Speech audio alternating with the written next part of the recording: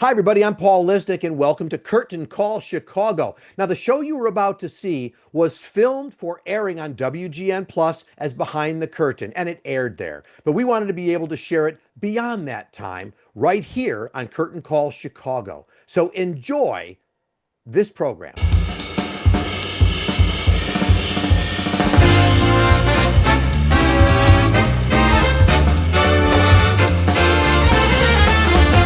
Hi, everybody. Welcome to Paul Listic Behind the Curtain, our weekly look at theater and the arts. And this week, we're taking a look at a show of music, of story, of history. It's everything you'd want in a production. And that is going on at the Porchlight Music Theater. No surprise there, as you can go see The Irish and how they got that way. It's a story by Frank McCourt, but presented by some of Chicago's very best talent. Let me start by introducing them to you.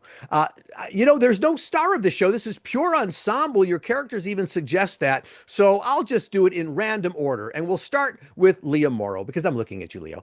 Leah. And so Leah, who actually plays, I have to look at your number. You are woman number one in this show. We're going to put some meaning to that in shortly. But so glad you are here. We'll flip over to man number one, which is Michael Mahler. Hello. Good Irish name there, Michael. And Oh, sure. who will also be appearing at the Marriott Theater on March 16th and 17th doing a Paul Simon show. We'll talk about that later. Awesome. Over to woman number two, Emily Goldberg joins us. Hi, Emily. Hello. And back because he's in almost every show in Chicago, Luke Nowakowski, who plays man number two. You just saw him on this show in the fabulous You're in Town.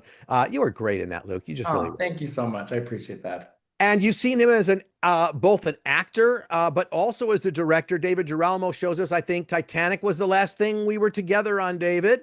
It was. Up at the Marriott. Such a fantastic show. And remember, Thank it you. was I who advised the dining room, which You did. coordinates the menus with the show that's going on with Titanic, that they must have iceberg lettuce, and they added that to the menu. Ah, So we're very thank you. proud of that. Ah. True story. Anyway, so we are talking about the Irish and how they got that way. And you know what, Michael? I'm just going to come to you on this one. Talk Sure. to me about what this is a Frank McCourt story, but I don't know whether I call this a musical because the story comes through it. How do you describe this show? Yeah, it's sort of a wonderful piece of storytelling with song, I would say. There's only four actors, and we sort of take you through the history of the Irish, all the way from back in the potato famine days to the Great Immigration to the United States, up until pretty much the present day. And we do it with storytelling. We do it with traditional Irish folk songs. We do it with a little razzmatazz song and dance, and yeah, it's a beautiful piece. It's full of all of the heart and warmth and humor that you would expect from that wonderful people. And there's moments when the audience gets to participate. In my Yeah. case, maybe we're not expected to, but we do anyway. But there are some moments you invite us in. David, so how set as the director, because you made some changes to this. I mean, this was first presented back in the 90s. There are some changes in some of the references. Are any of the songs different? How much freedom did you have with this script? Oh, well, I took whatever freedom I felt like I felt like would help the show. I changed a few things, not a lot. The show is essentially the same show that the Irish rep did the first time, and that we did here in Chicago now close to 30 years ago. And the script, needed a little updating. There are a few references that were a little tone deaf, and a few things that we thought, when I say this out loud, it makes me uncomfortable. So we're going to change that. So we did. We just changed a few of those references. But for the most part, the show is the same. We added some names at the end of the show when we recite a number of names of people that we think Irish Americans who have changed the world or changed the nature of our world. And we got images for them, and we created a place for them in our show. But By the way, otherwise, the show's pretty close. and you and I chatted the night after the show near opening, and some of those names I think surprised some of the audience members. I'm not going to even say them, but there's some names and pictures that come up, and you go, "Oh, tied to the Irish." Yeah. I mean, I think most people don't recognize that Barack Obama and Muhammad Ali and Ella Fitzgerald are part Irish. And they are certainly a part of, the group of Irish Americans that changed the course of our history and Yeah. our character. And indeed, there is so much. There is this history and rich history. Leah, the show has to kind of find a balance between entertainment and, I think McCourt would say, and honoring the traditions of the Irish. There are moments in the show, I'm not Irish, but there's moments in the show I feel Irish and proud because there's such a rich history here in Chicago. How do you feel the show does that balance, the humor, the entertainment part, but with the traditional and the teaching that comes with it? Because, by the way, McCourt was a teacher as well. Yeah, I think that's a great question. And I think Girolmo really helped us to navigate that really well by encouraging us to find our way through this authentically and to bring ourselves to it. And so, yes, there are these moments of entertainment, but in these other moments, and we can enjoy that and sit in that, but also, in this way of storytelling, which has a lot of that rich historical experience. How do you kind of toe the line of being the informer and the observer, and also sharing this story with humanity? None of us around were no Irish American was around during the famine, but we can all have a relationship to it, and remembering that these things are important, and bringing our most authentic selves as we approach that, I think, is how we kind of navigated. At least that's how I felt like I navigated, those distinctions. And Luke, so, and as Leah's saying, so you've got the famine, you have the emigration of the Irish to America and all that. There's the pride, the politics. I mean, as an actor, I'm just curious, is there any part of it that hit you personally as you're going through it and saying, sort of increasing your pride playing this Irish story out? Yeah, I mean, I think that the biggest blessing about this show is that we as storytellers get to inhabit so many different types of people and so many different parts of this history. And as a person that's not Irish and wasn't really familiar with the history stepping into it, I felt so, um, what's the word I'm looking for? I was very grateful to get the opportunity to step into this history. Because I think that when you get a vehicle where you're able to step into different points of views, because that's as actors what we get to do, and to understand different people's experiences is kind of the goal of what we try to do as actors. Um, it is still a timeless piece. What they were going through then is so applicable to what we're going through now.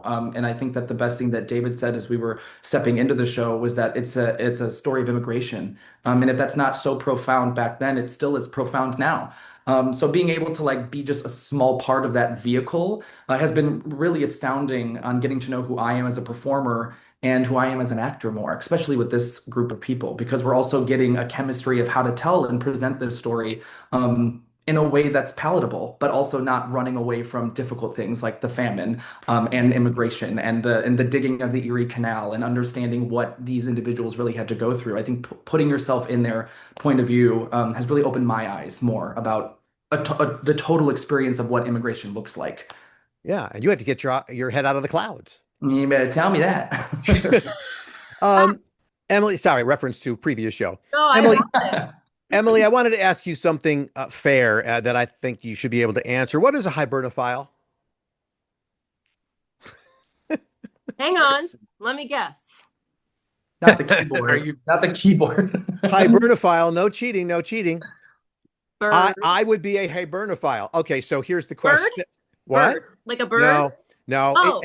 It's fair, and it comes after Luke's question. It wasn't really a fair question, but I looked this up. So here it is. It's a person who is fond of Irish culture, Irish language, and Ireland in general, who isn't necessarily from there. So unfair question. I apologize. But my point is, do you find as you interact, like maybe after the show with the audience, as I said a little bit earlier, I'm not Irish, but I gained such an appreciation for the culture that I think I might be a hibernophile now. And now I'll have a word to play with going forward. What sense do you get from the audience afterwards, Emily, with the story that you're telling, even from those friends maybe who aren't Irish? Well, first of all, O Goldberg is my name. Oh, okay. Oh, Goldberg. That's it. O apostrophe. Exactly. Very Irish. Goldberg. Oh gosh. For also, secondly, I thought you said hyberdophile. That was wrong. Okay. I just learned the word. So I was it's a having fun. beautiful word. I definitely am one now. And also Leah is truly Irish, and knowing Leah, definitely a hyberdophile. That's why I didn't ask her the question. That's right. No, I am for her. Okay. So what do you hear from the audience? How does the audience share with you that they gain so much from it? It's just they're so moved. They're so moved by the story of what everyone went through. There is something you can relate to. There's a lot of darkness within the show that's just like so true to the human experience. And then there's just so much laughter and joy and kind of an unapologetic sense amongst these people that I think everyone really finds like it's such a relief. It's such a relief. And I feel like all of us can just, including the audience, like just let go of any pretenses and just sing along, clap, and then feel the dark stuff that we all feel. It's all there. It's all there. And maybe gain an appreciation for some history we didn't know and probably should have. So, and for me, I started thinking of Paradise Alley. Remember that play, that musical that kind of runs, maybe some overlaps with that. David, here's the other thing. So this show you have traditional folk ballads you're dealing with. Danny Boy, which you give to David Fiorello, your musical director, to sing. So kind of you to do. I assume you made that decision. I did. Yeah, and we all love David so very much. But so you have Danny Boy and Turalura, and then I'm not giving anything away. It's in the show, but I still haven't found what I'm looking for from you two. I mean, if you're in the audience, you're going, "What? Huh? Who? What?" And I get part of it is just welcome to the world of the Irish and appreciation. But how did you, as a director, work to create essentially one musical world out of that? It's so interesting. First of all, the Danny Boy thing. Having done the show almost 500 times myself over the years, the Danny Boy, it becomes the signature song. It's the one that everybody knows, everybody thinks of first, and actual real Irishmen, they don't want to hear it again for the most part. But ask BJ Jones about Danny Boy sometime. He never wants to hear that again. But it's the signature song, and many people wait for it all night long. They know it's coming. They know it's going to be there. And in many of the shows that I've done, it ends up with the tenor, whoever is usually playing man two. And I wanted to eliminate any possibility that any one of these four people would be thought of as the star of the show.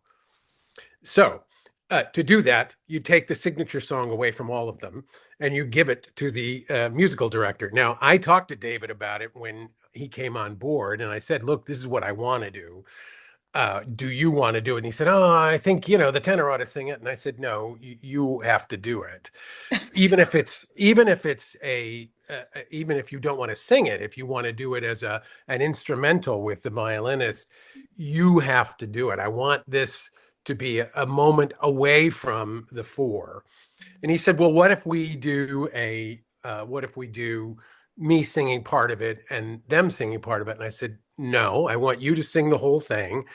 And I would like very much then, if you want to, for the other four to accompany you in harmony. And he said, we can do that. So that's how Danny Boy happened. And then he created those harmonies because he's just amazing. And we're very, very, very lucky and grateful to have him on board. But yeah, I wanted that absolutely to be the person on the piano singing that song. You take these traditional songs and then you throw in you two at the end. That's one that you let us sing along with. I think I did. Yeah, absolutely.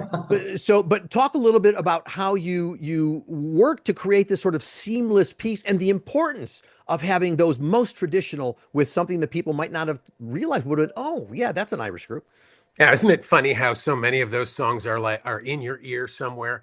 You go, oh, that's Carrickfergus, or oh, that's I'll take you home again, Kathleen.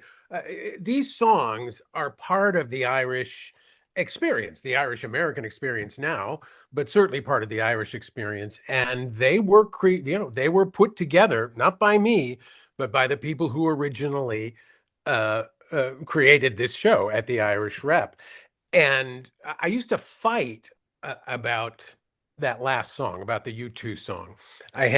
These guys know this. I've had this conversation with them where I just thought, I don't understand why we're ending on this note, that we're still searching, that we're still not finding it. And it took me a long time to get it. I now get it. It's the perfect song to finish this show because the story of the Irish coming to America and becoming a part of the American character goes on. We're still searching, and the immigrant experience that what we're talking about still goes on. There's always a wanting, which is what Bono said about the song. He said it's a song about wanting. And that's precisely what this song does. It says our story is here, we've shown it to you, but it goes on. We continue to look for what's next. I guess, That's why Michael, that song's in there. yeah, one of the things that struck me, Michael, is the fact that, yes, we're watching the history of the Irish, but again, as I'm watching the show, and I didn't know what to expect up front, I didn't know this show, I'm sitting there going, there's a lot of change the songs, change the story, but there's a lot of immigrant groups today who would say that's my story.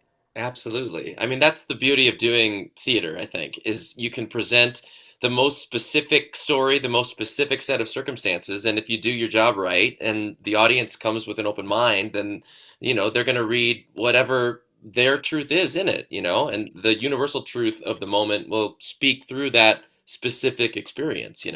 I think that's why this show is so important to do right now.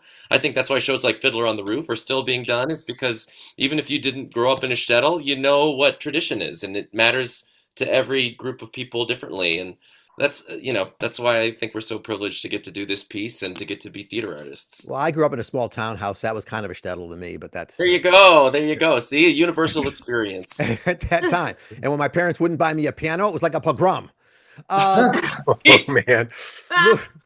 Luke, let us confirm you did not slash anybody's tires when you lost Danny Boy? No way. I wasn't familiar enough with the show when I got cast to get too Possessive. attached to anything. I mean, I love Danny Boy, so the fact that I get to sing it and go back to my choir roots because I get to sing it with an ensemble of three other amazing people and David on the piano, I think it's wonderful. I mean, the song I think does the job that it's supposed to do in our version of the show. There are other versions where I think easily Mantu could go and do it, but in this one it feels very correct to bring in the two amazing instrumentalists that we have, David and Elian, who's on the fiddle, they transcend the entire thing. So I prefer it. So no, I wasn't. There we go. And by the way, I have to say, it probably makes it easier too with David Fiorello being such a beloved figure in this town that it's sort of like I would give it to him if I didn't have to. He could sing the alphabet. Yeah, right. Exactly. But Luke, let me stay with you and ask another question because you all play very different characters in this, over time. So what did you as an actor do? I mean, you've got to make those shifts. We as the audience don't know what's coming. And I understand David is part of this in terms of directing. But what did you go through as an actor to sort of shift as you're playing from different time periods, the 20th century, the 21st, make that work? I think that the big conversation that I specifically had with Girolmo when we were coming into the rehearsal process was knowing who I was as the storyteller and bringing who I was to each character that we were doing, whether it was the vaudevillian vignettes of, give my regards to Broadway, or whether or not I'm playing the soldier who's delivering a letter to the Duke of Wellington about the famine that I'm watching, happen in front of my eyes that nobody else has seen. I think that was the biggest tool that I'm developing in this, is knowing who Luke is instead of, hiding behind a character. And I think that's what we're all doing really beautifully, is still knowing who we are as an anchor. We have these seats on stage, and that's kind of where I go and anchor myself. Where I'm like, okay, breathe. You're still good. We're still and because you still get to listen to what everyone else is delivering as well. So I think that was my biggest developing strength, is figuring out who Luke was at the crux of it, so that whichever part of the show we're at, whether it's emotionally tiresome from the famine, or whether it's we're jubileeing and screaming with excitement about Turalura Laura, just like knowing who Luke is behind all of that, I think is tremendously important for this type of show. Yeah. Leah, as I mentioned earlier, Frank McCourt was also a teacher in addition to the other things he did. Do you think if McCourt watched this show, would he look and say, look, you're here to teach people, or would he say you're here to do a review kind of a thing? Oh gosh. I mean, realize that's a Girolmo question, but I want to throw it at you. no, I appreciate that. And I think I think that's partly why we start, I guess for me, why we start the show with We Are the Music Makers, because we are allowing ourselves the opportunity to share everything and to make this music, and that this is how it is. And this is also like the human experience, right? We don't just say, here are the things that happen. We write songs about it. We tell stories about it. And I think it is, it contains multitudes. And also, I just want to say, the phrasing, teaching verses, and I think all of those things are also teaching moments, right? The songs are teaching moments. I still haven't found what I'm looking for. That's so much about the endurance of the human spirit. We continue to go through these experiences regardless of background, and we are still constantly trying to find our way through the human experience.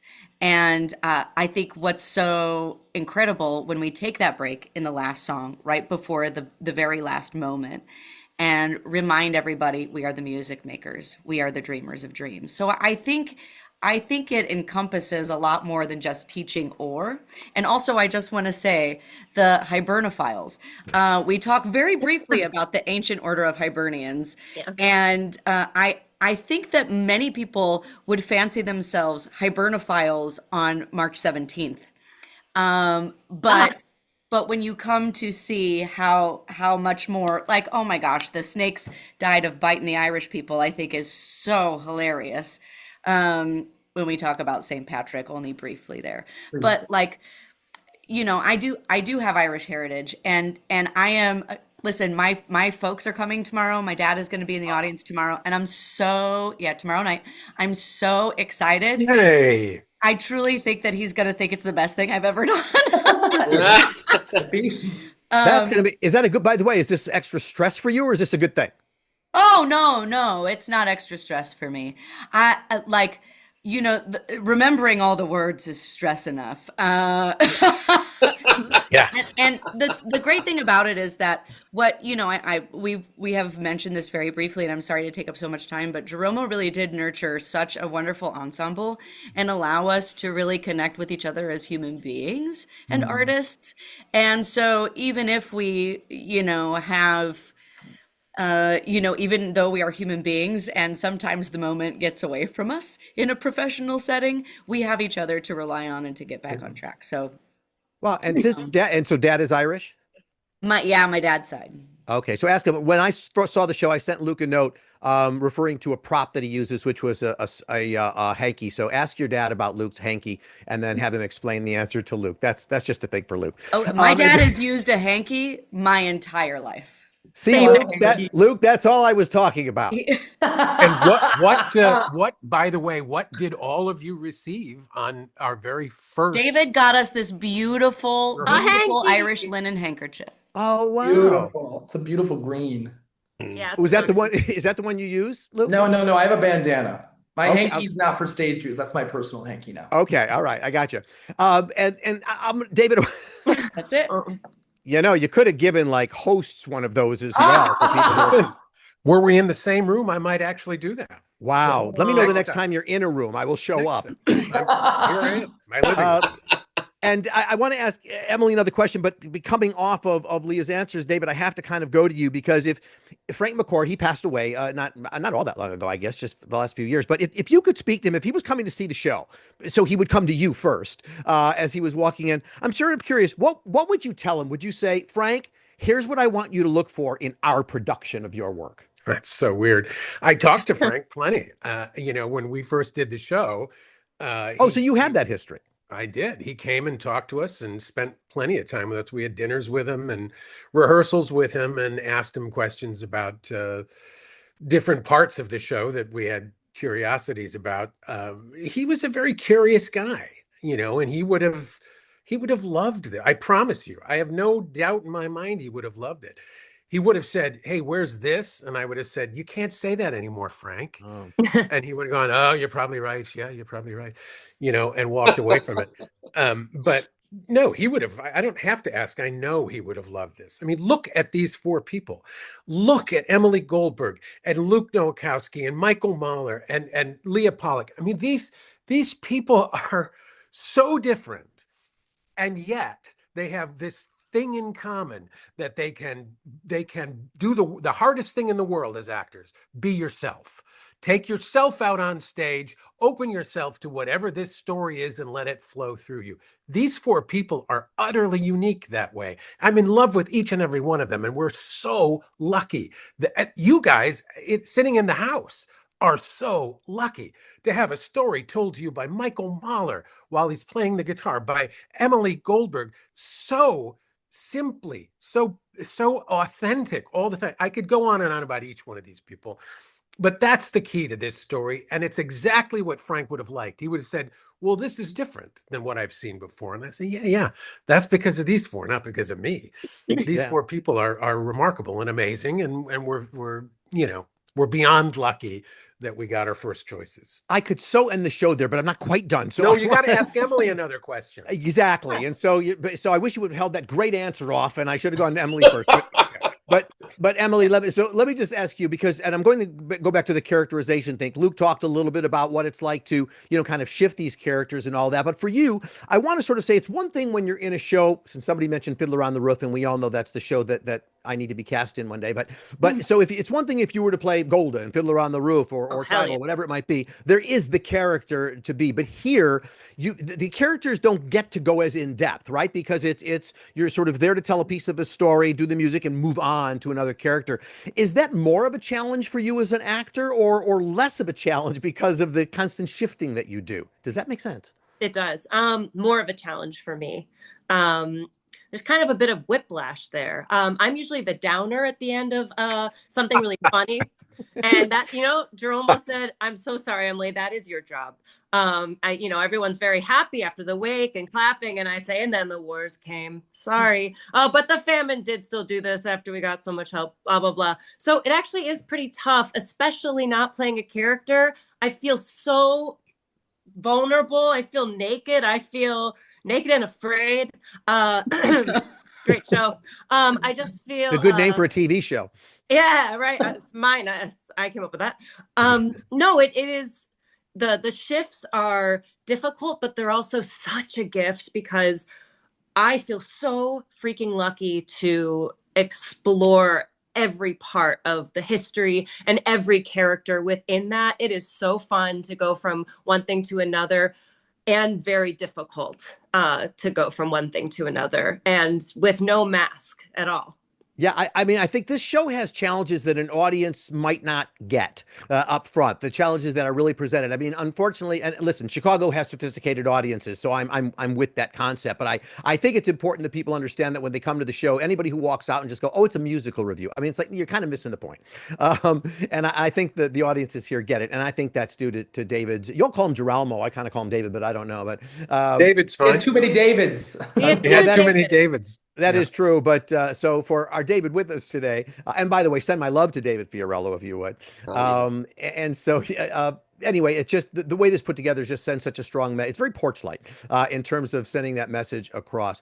Before I do let you go, Mr. Mahler, since I did adopt you in a previous play when you were starting your career, I do want to give you a chance to tell everybody about your upcoming performance called "Feelin' Groovy," written by the great Irishman Art Garfunkel. That's right, R.D.O. Garfunkel. R.D.O. Garfunkel. And Paul Yeah, Simon. we're doing we're putting together a show about the songbook of Paul Simon. So it's going to be at the Marriott. It's going to be me and a kick-ass band, and it's going to be really fun. 2 hours or so of songs and stories about the man and his life, and yeah, it should be really, really cool. Are we hearing Michael Mahler, or are we hearing Michael doing Paul Simon, or? We're hearing Michael Mahler doing his heartfelt tribute to the man, the myth, the legend, Paul Simon. All right. But not wearing a wig or anything like that. All right. I have to give you one other kudo. theater people love, there's certain shows that are just, Phantom of the Opera was just here, oh my God. There's another show which is, oh my God, and that's Miss Saigon. Did you have anything to do with Miss Saigon, my friend? I did, yeah. Yeah. I was very lucky. I got to write new lyrics with Alain Boublil for the latest Broadway revival. Wow. Just Yeah, stunning. it was pretty cool to Mazel sort of, tov and congratulations on that. Like you do. Like you Like do. you do. You do. And Luke, you wrote something for Oklahoma. Tell us about that. No, I'm kidding. Yeah, I want did. to encourage- I'm just a boy who can't say yes. So There you that's go. where Who we can't say start. yes. Okay. That takes us back to the hanky. All right. And then the I want hanky. to encourage everybody to go see The Irish and how they got there. I'm sorry, this show is just so filled with inside stuff that's inappropriate. But that's why this is the bonus conversation. That's There it is. right. That's why everybody goes to. I've actually had people who say, "Oh, I missed the TV show, and then I went to the podcast and I went, you've got extra stuff on there." Exactly. That's why we're here. So with my thanks to all of you, you can see The Irish and how they got that way. And if you've seen it, see it again, because because this is the kind of show you would see again. And tickets at porchlightmusictheater.org only through March 15th. I have not heard about an extension, so I'm guessing that's it. Yeah. Yep. So I guess that as Porchlight moves on to the next show, that happens sometimes. So break legs, everybody. Thanks for being with me. Please enjoy your behind the curtain mugs. For our audience members who say, can I get one? Sure. Go to wgntv.com/store and go buy one yourself. But for you guys, enjoy the gift. Thanks for being with me. I appreciate it. Thanks, Paul. And we will see all of you next time on Behind the Curtain. Bye-bye. good to Thank see you, you. Adopted Dad.